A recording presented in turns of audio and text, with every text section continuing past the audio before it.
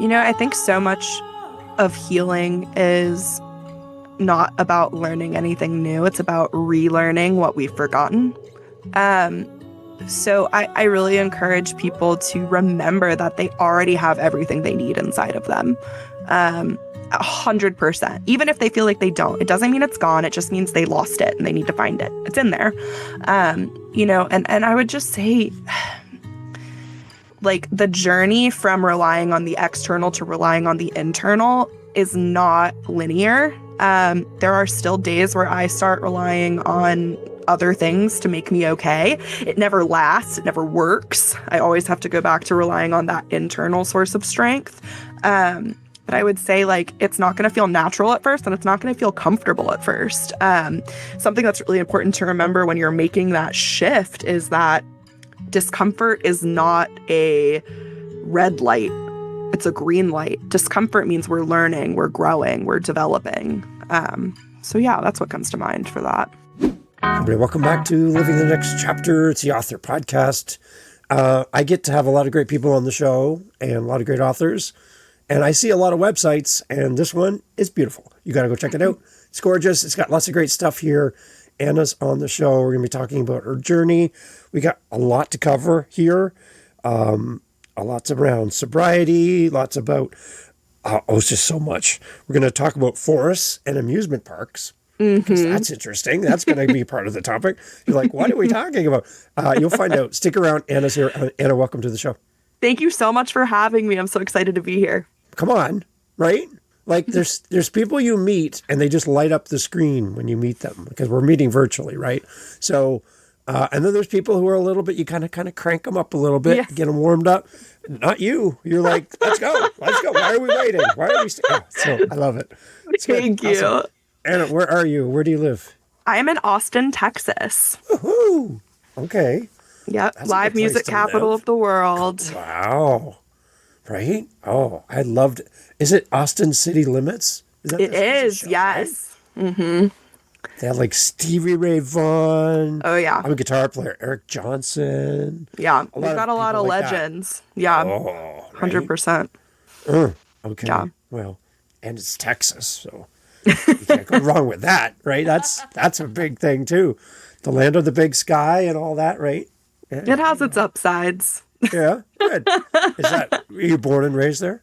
I was actually born in Teaneck, New Jersey, and I have family all in the East Coast. Okay. But I've lived in Austin since I was like 7 years old, so it feels like home. Okay, good. All right. So beyond music, what else is something to do in Austin, Texas? Oh gosh, there's just so many things. Like, one of my favorite things about Austin is within the span of a day, you can go to an art installation, you can go hiking on the Greenbelt, you can go kayaking on Lake Austin, you could go to the middle of a downtown metropolitan area, like you could go to see horses and farmland. Like, it's just so many different things that you can do within like a 20-mile radius. Okay. All right. All I have is a big hill with lots of water called Niagara Falls. I got that. That's beautiful. That sounds amazing. All right. Okay. Yeah. Sometimes I forget how great it is because there's people coming from all over the world. Yeah. And you're like, oh, yeah, I should be a tourist in my own town. Like, I should check it out, right? It's a bucket list item for me, for sure. Okay. Well, when you come, we will have coffee together. We'll sit and chat and I don't know, maybe we'll have a beaver tail. Would you like a beaver tail? I would love all of those things. Yes, okay. That sounds great. You have no idea what a beaver tail is, though. Right? I don't, but I'll try anything once. Okay. It's not actually, no beavers were harmed in the making of a beaver tail. It's like a big cookie kind of thing. Oh, immediately, yes. It looks like a beaver tail. Anyways, so, yeah. I don't want anybody who loves beavers to be like, hey, leave the beavers alone. So anyways, no, we're fine. No beavers were harmed. Okay, this is good. We love. Anna, wait, I have you on the show because A, you're fun to talk to, and B, you're an author, which is awesome.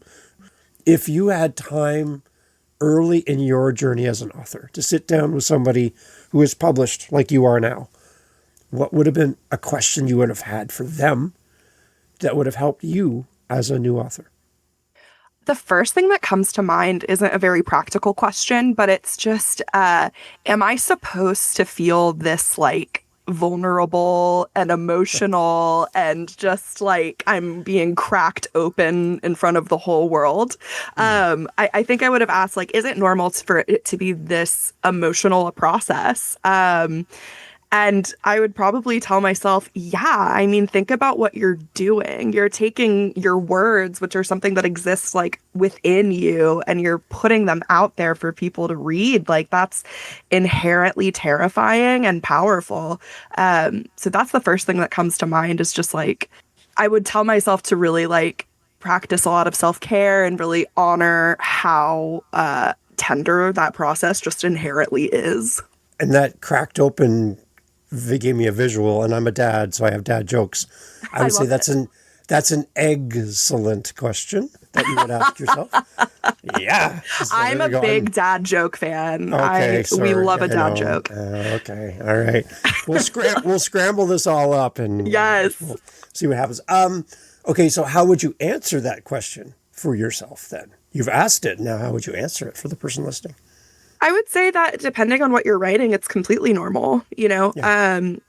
Wethersfield Road, my first novel that I published in September, it's what is called autofiction. So it's really based on my own experience getting sober and going through mental health treatment and kind of growing up through my early 20s. So it was an inherently vulnerable thing to write. So I would really tell myself, if any piece of you is in your writing, which usually it is, yeah, of course it's normal for it to feel really vulnerable and scary. And that doesn't mean it's not worth doing. So your book is not, make sure I do this right. Your book is not like a telling of your story line by line, date by date memoir, right? It's Correct. More of a fictionalized version of your story. Is that true? Exactly. Yeah, it's kind of like I took the facts of my story and all the real emotions, put them in a blender and press the button and kind of saw what would come out. So some of the stuff in my book absolutely happened. Some of it did not happen. Some of the people are completely made up. It was a really fun process. So where did the idea come from to actually write the book then? So the idea came from my own journey getting sober, which is that I had kind of lost a lot of touch with other human beings. I'd lost a lot of faith in other human beings. And so animals and nature, which is where we get into like the national forest bit, animals and nature were kind of the only thing that I could still feel and have access to when it came to like waking me up from how bad things were. And, I had an experience with my animals that led me to think like, what if I wrote a story about a girl who rides her horse under the influence and crashes, and that's why she goes to rehab. And so it's about my horse, and the main character is riding the horse and rides the horse under the influence, crashes, and that is the thing that kind of perpetuates that cycle of, okay, it's time to go to treatment, it's time to seek help. And then through and this is the truth of my own life, through becoming the person my animals deserved, I learned how to be a human being.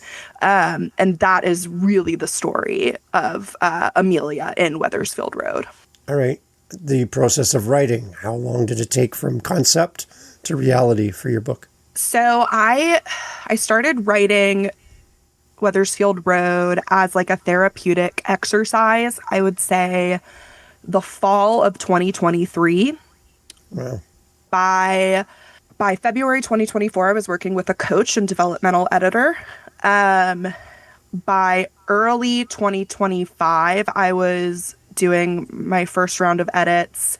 By spring, my second round of edits. And and then we published the next September. So it was, but I will say like there are chunks of this book that I've been writing since I was like 16. Like there are journal entries, there are old blog entries, just a bunch of stuff that's been kind of floating around for a long time. So one answer is probably like 15 years, and the other answer is like probably about 2 years. Okay. Well, okay. That's interesting that you can pull from all those different resources and different moments in time and it's nice to hear that you captured those moments.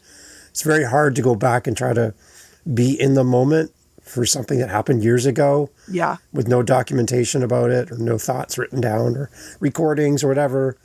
It's very hard to put yourself back in that spot. Right? It totally is. Yeah. Yeah, it really is. And, something that's interesting in chapter 1, Amelia talks about how even people who have experienced like a deep depression, they can't really fully access what it was like unless they are currently in it. Like, it's depression, something that kind of must take you. So it's like, you can't really go back there and describe what it was like unless you're in it sometimes. And so to have those journal entries from when I was truly in a dark place was so helpful, because it was like, oh, I remember viewing the world that way. But if I had just had to go back there myself, it probably would have been hard for me to access, because the brain kind of protects itself from that.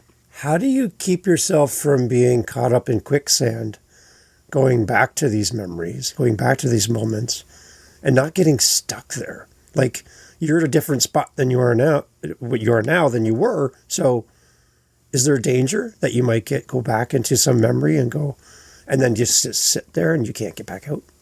Yeah, I think there's always risk in kind of like doing the archaeological dig of, finding our traumatic memories and excavating them.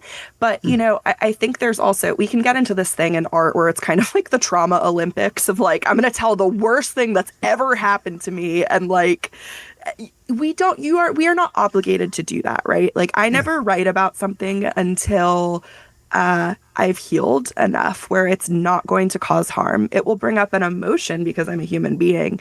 But if something feels like it will cause harm to go to that place, I try and avoid that, because I think writing is supposed to be a joyful experience. Does that have an impact on the story, though? Because isn't that a formative moment for you where it's kind of, can't just like Control-Alt-Delete and say, I'm not going to think about this, but that could have an impact on your story as an arc? Sure. How do you kind of wrestle with that then? I think I just didn't write this story until I was ready. Because everything that needed to be in there is in there. But I also think if I had tried to write this book, 10 years ago or 5 years ago even, it would have been a very different experience. It would have been kind of from a more place of hurt than a place of like healing. Who is this book a companion for? This book is a companion for, it feels really broad to say millennial women, but, this book really speaks to that really achy feeling of feeling like you're too much and not enough at the same time, which I think is a really like visceral feeling for human beings in general. But I find it really resonates with women in kind of my age group that were born like in the 90s or early 2000s, because we had all these really toxic body standards. We had the internet kind of making its grand entrance into our social lives before we even really were aware of how to socialize. We had all these like kind of unique challenges in our adolescence that made it really hard to become a person in a lot of ways. And I know that's true for every generation, but this book really speaks to that kind of specific time in life of coming of age and, going to Blockbuster, having American Girl dolls, talking on AIM, like all of those things. And so, I think this is for the millennial woman, but it's also for anybody who's in therapy or healing or trying to get sober or thinking maybe they should get sober, or who loves a person who's sober or struggling with addiction. It's really a book about getting better. That reminds me that I think I have a Blockbuster video I forgot to take back. So, oops. Okay. Oh, well. Sorry about that. Okay. Yeah. So for somebody that's listening then, I'm just curious to know, we talked about who the book is for. We want everyone to read it, which is like, that's obvious. But is this book not intended for a certain audience, so that we can kind of just say, you can read it, but it's not written specifically to you, but we want you to read it. But is there someone this book is not really designed for? Yeah, I would say if talking about suicide or abuse or eating disorders or anything. There's a warning at the beginning of the book, just kind of letting the audience know, like, hey, if these things are harmful to hear about, like, this might not be for you. So I encourage folks to read that before they dive in. It should be just like the first available page on when you go either on Amazon or whatever. You should be able to check it out so you don't buy it and then like, oh, I can't read this. It's not safe for me. But I would also say it's probably not for people who are not woo woo. I'm trying to find a way to like, it's a pretty like hippy dippy woo woo. Like the house she lives in has a personality and she starts to like, you know, really just become one with the world around her. And so I would say if you don't have kind of that side of you that's more whimsical and like appreciates kind of going into the woo woo side of life, it might feel a little bit weird for you.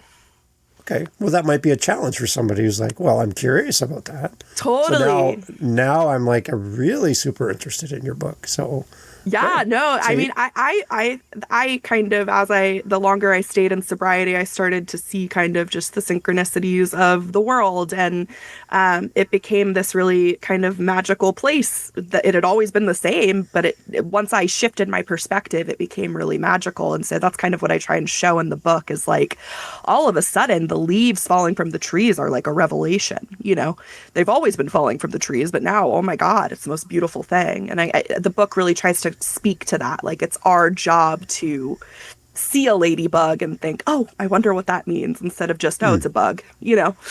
Yeah. All right. Let's talk a little bit about the story behind the story with your addiction. It's shown up in different ways for you growing up. I'm curious, the gateway to addiction for someone listening, is it wide, easy to walk through doorway? Is it something you had to fight to get into and create a space to get into this? Like, how welcoming was addiction for you, and kind of when did it start for you as well? Yeah, that's a great question. I would say, you know, the main character, and this is based on my own experience, she calls her experience coping mechanism whack-a-mole, meaning that if it's not the drugs and alcohol, it's the promiscuous sex. And if it's not that, it's the binge eating. If it's not binge eating, it's restriction, and so on and so on. So, you know, I would say like the first thing I was ever addicted to was attention. And that's what, 4, you know, age 4, you know, and it just got increasingly like that. Then it was boys and getting boys' attention. And then it was, oh, I just smoked weed for the first time and that felt pretty good. And, you know, one of my favorite things I've ever heard about addiction is if drugs and alcohol don't do anything for you, they can't do anything to you. And from the very beginning, drugs and alcohol did something very like elusive for me. Like they really just kind of made me feel okay in a way that I never had before. So I think like when I used to be a therapist and see clients, that's what I would really listen for in those teens. Like, oh, I tried drinking with my friends. It was fine. We had fun. Versus I got drunk with my friends and I finally felt like I could talk to people for the first time. Right. Like that is the red flag when this is something that does something for us.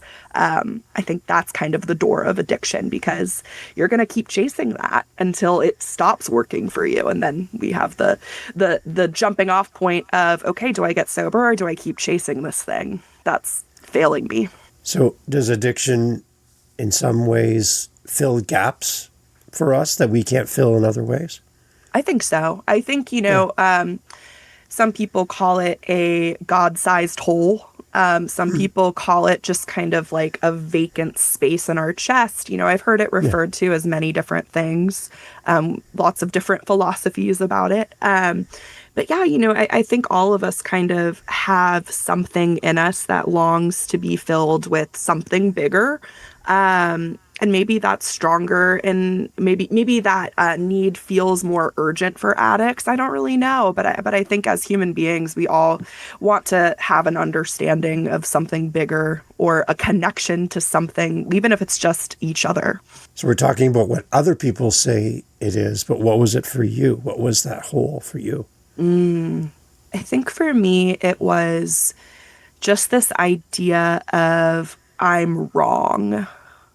And I've heard that from several other people that are on healing journeys, of just this inherent feeling of like I was made wrong.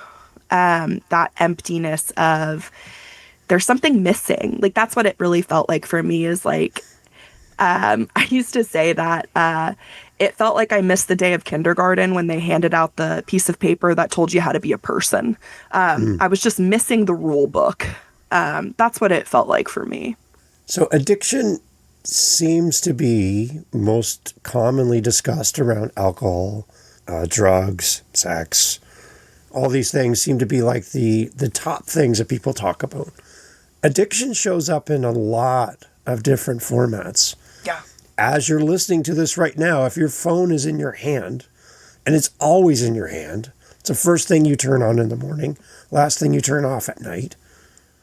Welcome to your addiction. You're addicted to your phone. Sure. You're addicted to approval. You're addicted to your work. Yeah. If I just stay busy enough and just stay ahead of it, right? It's my addiction. I'm addicted to Netflix. I'm addicted to chocolate. I'm addicted to coffee. Oxygen. In my Starbucks. Oxygen. Breathing. Yeah, I'm addicted to breathing.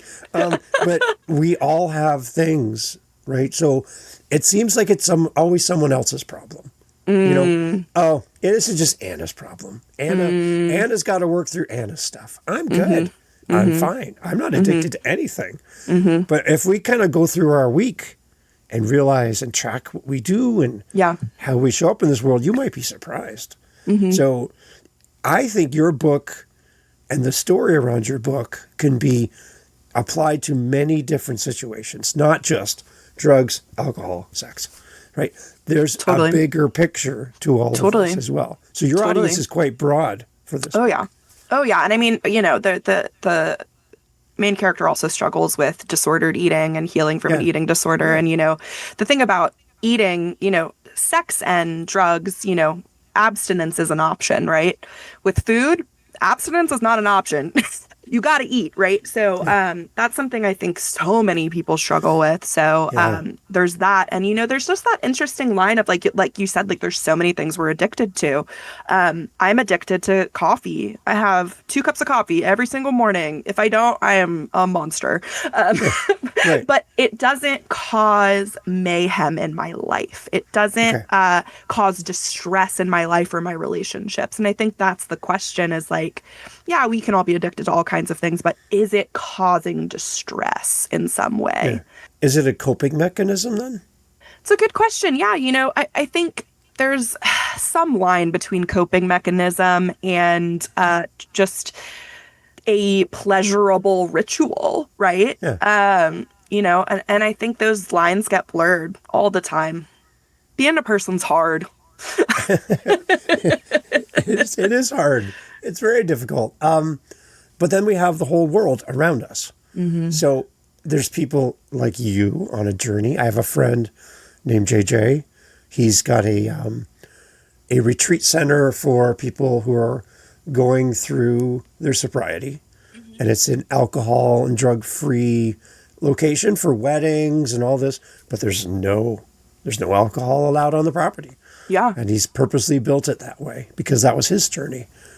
But we're surrounded by events that celebrate alcohol in excess. Yep. New Year's, weddings, birthdays, right? So it's in our everyday life with a bunch of people who are at different stages of enjoying or partaking. And then here we are trying to live a sober life in a very non-sober world. Yeah. So how do you navigate social functions, being around people who might treat you like a fragile egg, maybe? Go back to the egg. How do you navigate that Yeah. Because my personal hobby approach would be just to pull back from all social functions where that's going to be something I'm going to be exposed to, and I'm just not going to go. Sure. Forget it. Sure. And then I go withdrawn, and I lose my connections with my friends and family. Yeah. So how do you balance sobriety in a non-sober world? Yeah, and this is such a tricky thing, especially for folks getting sober young. I got sober for the first time at 17. I didn't stay sober, but at the time I got sober and it stuck, I was 22, and now I'm 32. So that was a big chunk of my developmental years where I had to learn how to do those things without alcohol, like dating. Like making friends, like applying for jobs or, whatever it is. But, that's why I really like the way Amelia's story kind of paints a picture of how to do that. And the name of the game is having sober community. Because, in the book, there's a sober New Year's party that's based on a real party that I've thrown for many, many years. Where one year I just, I was actually talking to my dad who had seen me struggle for so long. And we talked about how hard of a holiday New Year's Eve is for sober people. And we made the decision to throw a big party for people to have a safe place to come party and, have music and laughter and dancing, but there was just no alcohol. And if a person who drank came to that party, they probably wouldn't. They'd probably assume everyone was drunk. Yeah. That's good. But that's in the book. And, a sober wedding is in the book. There's just so many ways to enjoy life without alcohol. But I think the most important thing is having that support around you to help you do that. How do you think your book can help somebody who hasn't struggled with addiction but wants to be a supportive person to people in their life that are on a journey of sobriety? How would your book help somebody like that?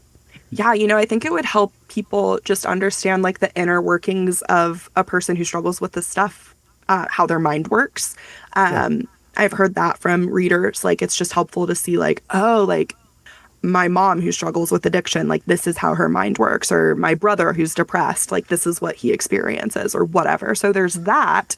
But there's also, Amelia, my main character, she has so many wonderful people in her circle that show up and support her. And they're not necessarily like sober or alcoholics or drug addicts or whatever, but they really model such a beautiful way of showing up for somebody who's struggling and supporting them long term. So I would say those are the two ways that it can be really helpful. Is it easier for you to write as a fictional character in your story than to do it as a memoir? Okay. Absolutely. Oh, yes. Okay. Absolutely. What makes it easier for you? It's a few things. The first is as soon as I made the main character Amelia and not me, I felt so much freedom to tell the truth about just not necessarily the facts, because like I said, the facts are all over the place, but the feelings and the thoughts, something like admitting to I've had that thought. It's a really dark, messed up thought. It's a lot easier when I'm like, well, Amelia had that thought, obviously it's me. I'm writing it. It came from my brain, but to have it come from Amelia felt like a safety net in a lot of ways. And it almost made it easier to come from it from like a bird's eye view rather than a like just through my own eyes, if that makes sense. The other thing is that there are very sensitive topics in this book and sensitive situations, and I didn't want I wanted to protect people's privacy. If people don't know what's real, then they can't say, oh, well, I wonder who that person actually is. You know what I mean? Like, they don't even know if that's a real part of the book. So it's a way of protecting people as well. What kind of conversations did you have with Amelia during the process of writing it? I think more often than not, I was just asking her, like, what is it important people know here? Like, what is it the thing you want people to know? Because for so long, I think many people who struggle with this kind of stuff feel really misunderstood. So it was like really going inside and asking that part of myself, like, what do we wish people understood about X, Y, and Z? And trying to communicate that through the writing. At what point did you feel most connected with Amelia during the process of writing the book? I would say I was I'm going to try to tell the story in a way that makes sense. Yeah. I was there's this point in the book where she goes on this trip to the place where her mom's side of the family is from, and it's she's in Italy, and she goes up on Mount Etna, and there are all these. This is based on a real trip that I took with my family. My heritage is part Sicilian, and they go up to Mount Etna, and there are all of these ladybugs, like hundreds and hundreds of ladybugs. It's a real thing. And she asked the tour guide, or I asked the tour guide, however you want to look at it, like, why are there so many ladybugs up here? And he said, oh, well, like it's like the migration path to Tunisia, but it's also ladybugs get caught on the wind and float up into the elevation. And I was like, that's so interesting. And so I was writing like the last part of this book, and I had said like she felt free like a bird on the wind, something really like simple, and then I was like, oh, I could tie it back, and I wrote she felt free like a ladybug on the wind. Wow. And I just felt so, I was like, wow, like I feel so connected to this right now. And as I was writing this and feeling this and thinking about the ladybugs, I felt a little nibble on my arm.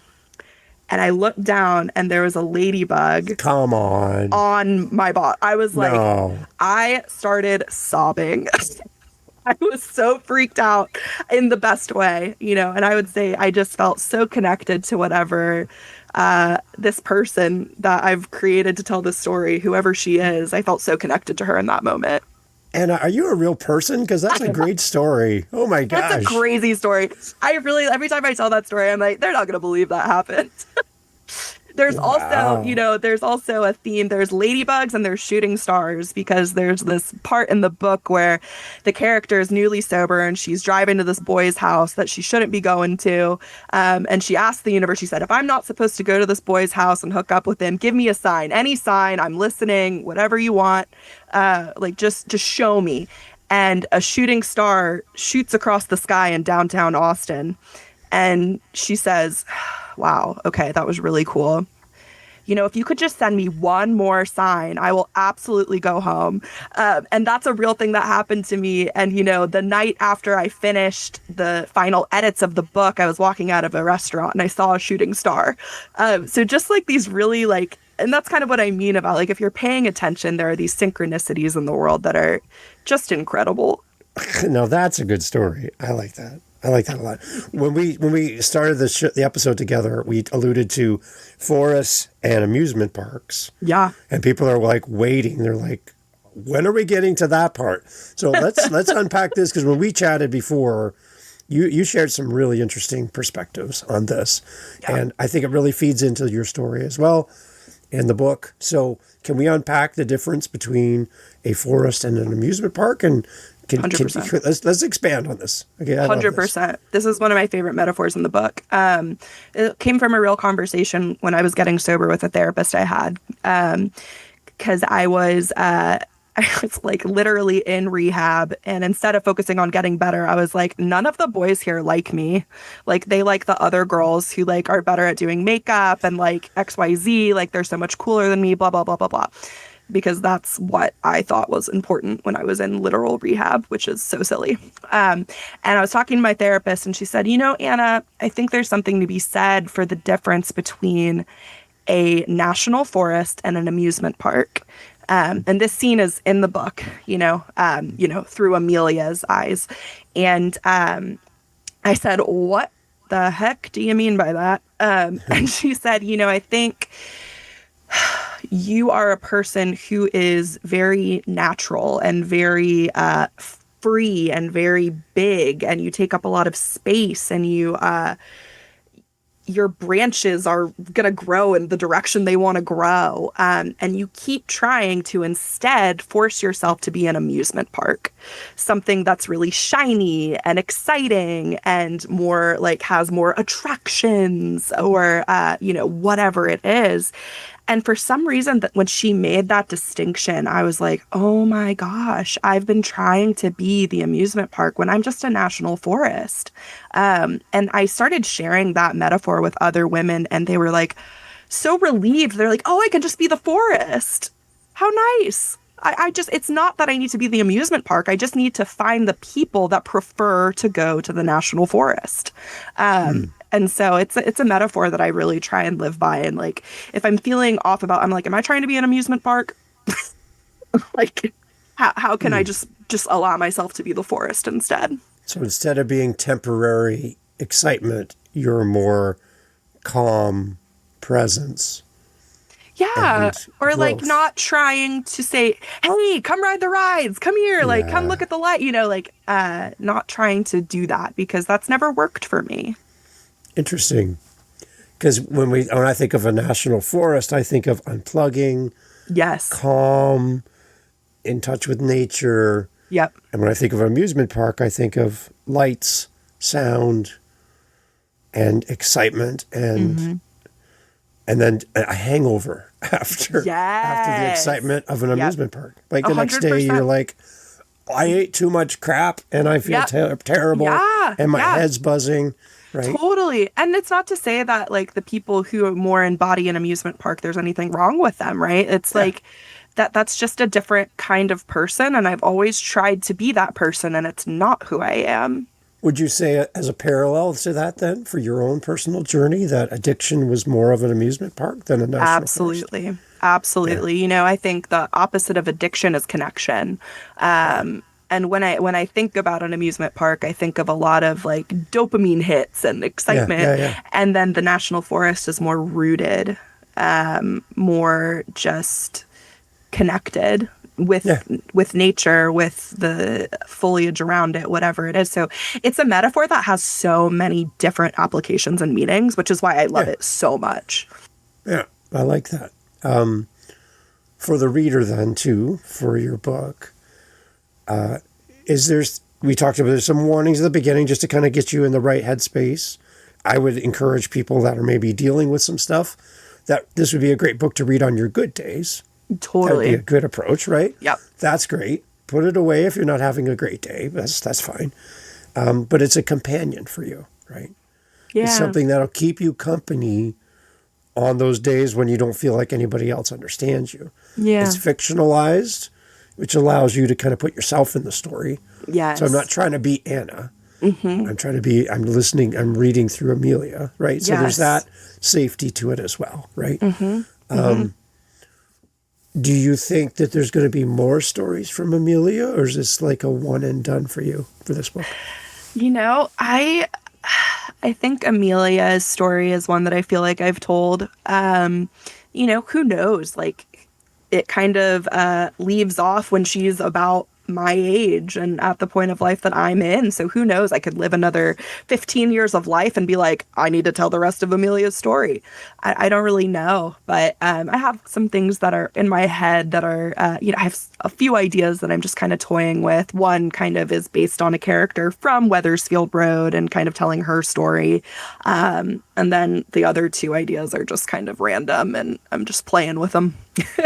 So that's a good sign for readers who fall in love with you and your book. There's so much to love about what you do, but there are potential things coming down the road for us as readers from you. Absolutely. Yeah. Now that I've fallen in love with it, that's another addiction. Writing is an addiction. Once you start telling stories, you can't stop. Yeah. Okay. All right. Because that's the name of my show is Living the Next Chapter. So Yep. I always kind of like to know where you're going next. Yep. And I like on your website, you say a love letter to anyone who's ever felt like they were too much. Mm-hmm.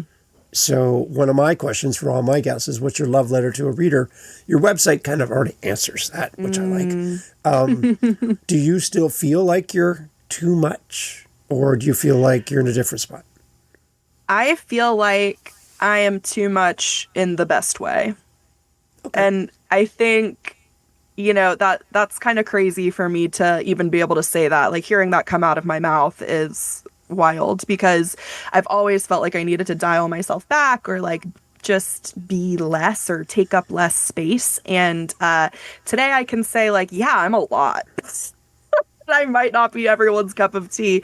But like, I love who I am, and the people who choose to be in my life love who I am, and I wouldn't change it. And I think, like, even if you are too much, like, if they need less, they should go find less, So when people are dealing with something external as their energy source, instead of something that's more internal, yourself and being you and fully you. What's your encouragement for someone who tries to fill in the gaps with relationships, food, alcohol, sex, all these things, drugs, when the external is your go-to? Let's talk to that listener before we go. Yeah. The switch from an external resource to an internal resource. What's your thoughts? I think so much of healing is not about learning anything new. It's about relearning what we've forgotten. So I really encourage people to remember that they already have everything they need inside of them. 100%. Even if they feel like they don't, it doesn't mean it's gone. It just means they lost it and they need to find it. It's in there. And I would just say, like, the journey from relying on the external to relying on the internal is not linear. There are still days where I start relying on other things to make me okay. It never lasts. It never works. I always have to go back to relying on that internal source of strength. But I would say, like, it's not going to feel natural at first, and it's not going to feel comfortable at first. Something that's really important to remember when you're making that shift is that discomfort is not a red light. It's a green light. Discomfort means we're learning, we're growing, we're developing. So yeah, that's what comes to mind for that. As we go, I have one more question for you at the end. Talk about your website, because it's gorgeous, and Thank you. everyone needs to go check it out. I love great websites. I'm addicted to great websites, Anna. Okay, I got to admit it. Sorry. That is a very safe addiction. I love that. Okay, all right. Okay, so I'm addicted to your website. Talk about your site, what we can find as people coming to your site, and then I will have a question to wrap up at the end. Absolutely. Yeah. So you can find me at Anna, ANNA-rights.com, Anna-rights.com. You can also find me on Instagram at millennial author Anna. That's also my name on Substack, TikTok, and Facebook. Beautiful. Okay. What is your ladybug shooting star moment for someone listening? A kind of a directional, a kind of a moment for someone listening that helps them to realize they're on the right path, or that a change is in their future. They can be better. Let's I'm going to go sit with the audience right now and listen to your response. But I'd love for you to talk to the person listening. Because the one thing about podcasting is that people are listening to us with headphones, and nobody knows what we're listening to right now. So we can say anything we want to this person to encourage them without outing them in front of their friends and family that maybe there's an addiction, there's something going on in their life that they're really battling with, and they feel completely unplugged from the people around them, and they feel so alone. So from your perspective and your story, I'm going to go sit with the listeners, but talk to the listener right now who's listening in the privacy of their own headphones. Give them something that, the book's going to help them with, which is great, but speak to them directly. What's your message to them? What's the ladybug? What's the shooting star right now before we go to really connect with the person that's been listening to our conversation so far? I'm going to go sit with the audience. It's your show. So here you go. It's all yours, Anna. What do you want to say to the listeners listening to you right now? I think the thing that comes to mind is that, we as human beings are inherently lovable. Whatever it is you're going through, whatever it is you're feeling, whatever thoughts you're having, like whatever it is, like you are just lovable. I heard once that there's nothing you can do to be any less lovable by like whatever it is you believe in, whether it's the universe or a higher being or whatever it is. There's nothing you can do to make that thing, that entity love you any less. But the flip side of that is there's also nothing you can do to make that being love you anymore. And I think that is so important because you don't have to perform. You don't have to be good or better or prove anything. Like the love that you deserve just is. There's nothing you can do to get more of it or less of it. It's just inherent worth that you carry as a human being. And I think when we can get really right-sized with that is when the magic starts to happen.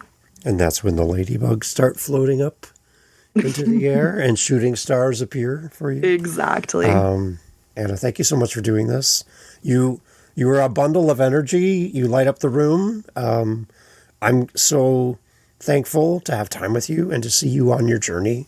A lot of hope comes through the microphone and through the camera, having time with you. So I'm encouraging everyone to go buy your book, leave you a great review so that more people come and fall in love with you as well. I am now addicted to Anna. So there you go. That's a thing. The feeling is so mutual. Come on, right?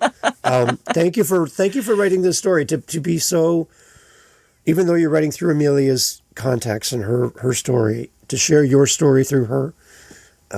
It's amazing. So thank you for what you do and who you serve and how many people are going to be impacted by your book. It's incredible. So thank you keep so writing, much. keep sharing your story, keep encouraging people because you've got a great message to share. Thank you so much. And thank you for having me. This has been amazing. Excellent, everyone. As always, in the show notes, go check out Anna's spectacular website. Go hug a ladybug if you can find one. Absolutely. And go look at the stars tonight and think of Anna. And as you read her book, share it with 5 people so more people will come and fall in love with it as well. Anna, thank you so much. Thank you. Hey, thank you so much again for pressing play. As you've heard, great guests on the show. And one thing you didn't hear in this conversation is what? What did you not hear? Think about it for a second. That's right. Not a single solitary commercial for a mattress or a supplement or a whatever you call it. No. Why? Because we don't want to break up the conversation with commercials. So the fact that you're still here means that you are a fan of the show, I'm assuming. So if you want to help to keep the podcast going and to make me feel really happy, all I really care about is coffee, okay? I just got to be honest. I love coffee. I'm drinking one right now. It's starting to get cold. I need to warm it up. Helping us with our Buy Me a Coffee link over at livingthenextchapter.com and also in the show notes helps kind of keep the lights on around here. Remember, I'm doing this for free. I'm paying for everything. So I would love to have a little coffee donation, even $5 kind of fills up my cup. And I would love to enjoy a coffee from you. So if you're interested, again, thank you for listening. But you can use our Buy Me a Coffee link and fill up the cup. Thanks for being here.